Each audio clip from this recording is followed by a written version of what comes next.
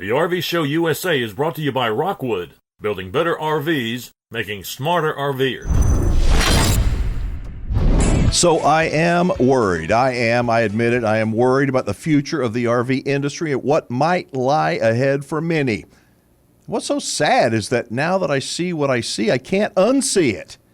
Hello again, everybody. I'm Alan Warren, the RV Wingman, telling you like it is, at least the way I see it, trying to steer you away from trouble and sleazy RV dealers and instead connecting you with the most honest people in the RV industry. And yes, there are a lot of honest ones, and there's also too many sleazy ones. In case you're new to this show, the RV Show USA is the most listened to, the most talked about show on radio and social media about the RV lifestyle because, well, I say things from time to time that some in the RV industry, they kind of cringe at. I don't say those things to be a troublemaker or to gain attention, but I do it. I think I have a responsibility to tell you the truth and to give you, what would you say, a more realistic version of what RV ownership might look like and what you just might experience.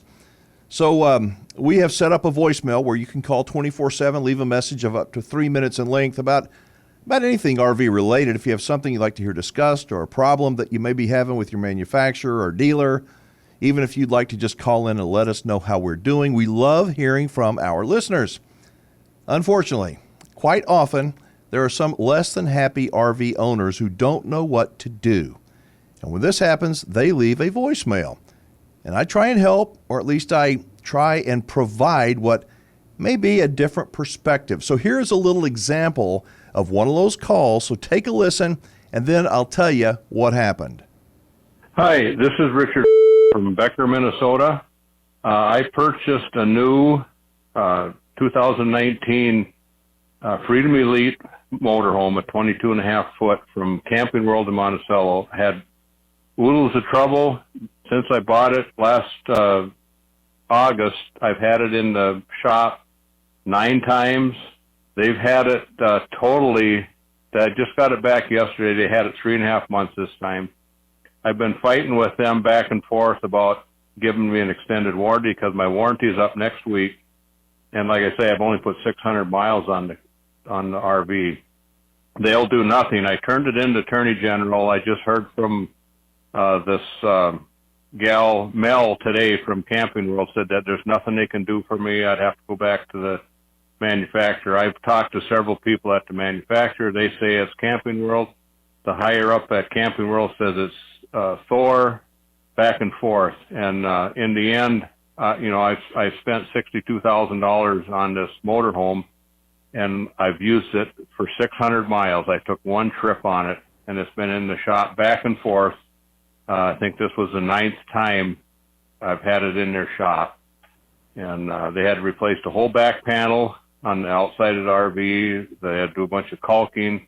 I had a water issue, water running out the front of the bunk area out in the outside. My concern is I'm worried about rotting in the future, black mold and whatnot. We told them we would like our money back on it, and of course they refused to do that.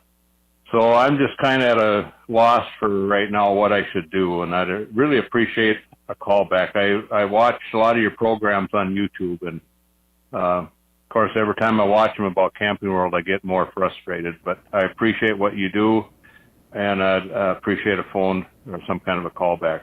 Thank you very much. Bye. 600 miles. Can you imagine?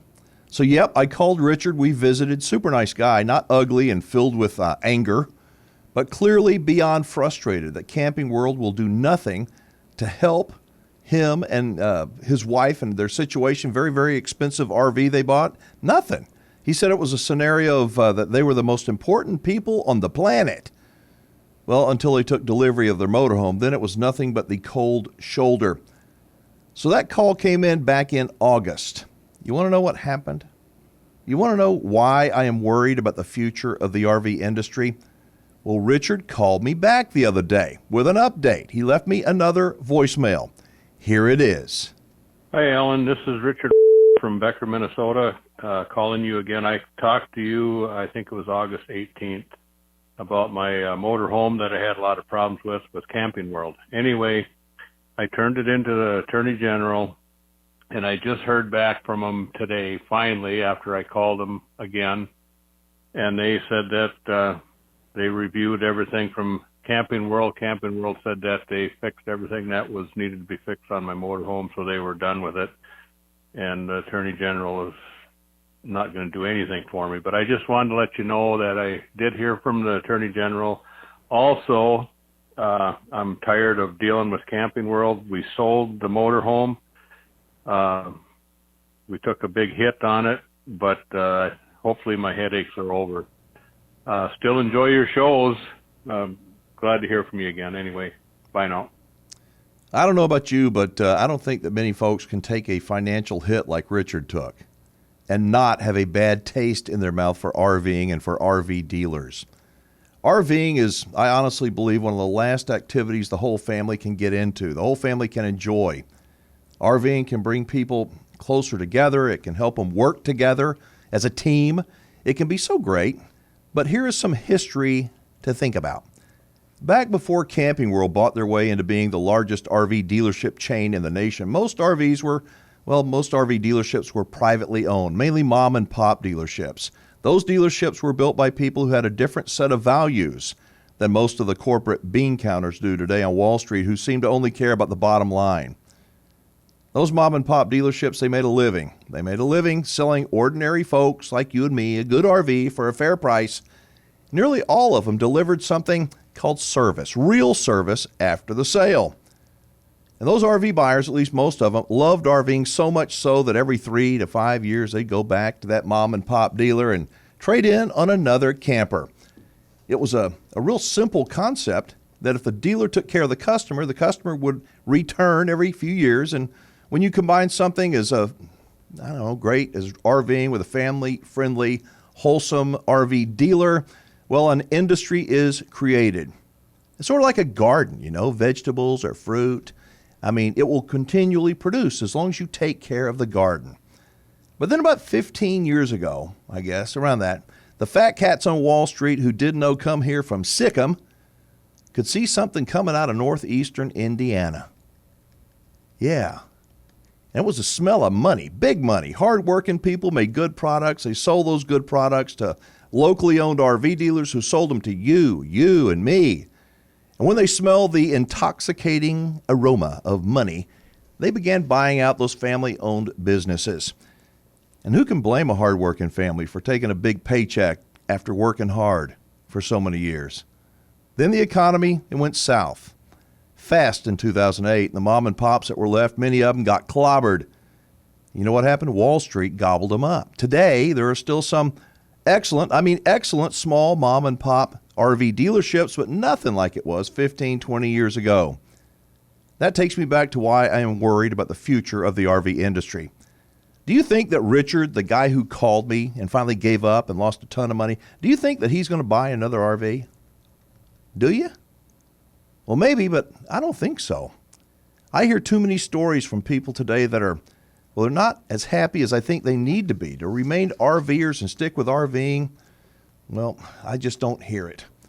And that causes me a great deal of concern.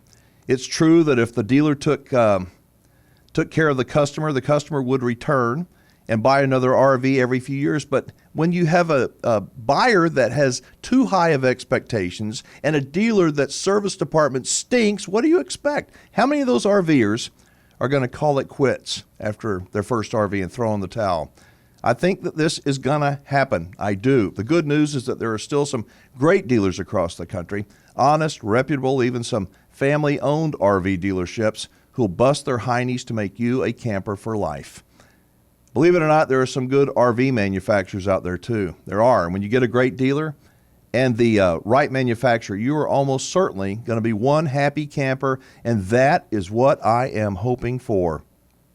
Life's too short, folks, to be a cranky camper and to do business with a less than reputable RV dealer and manufacturer. The key here is to get educated and buy from the right dealer the first time.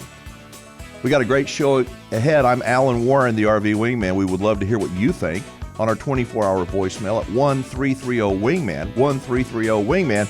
Our Ask the Manufacturer segment is next, and then winterizing your RV and the real cost of RV living for one couple who has recently retired and living full-time now on the road. Be right back.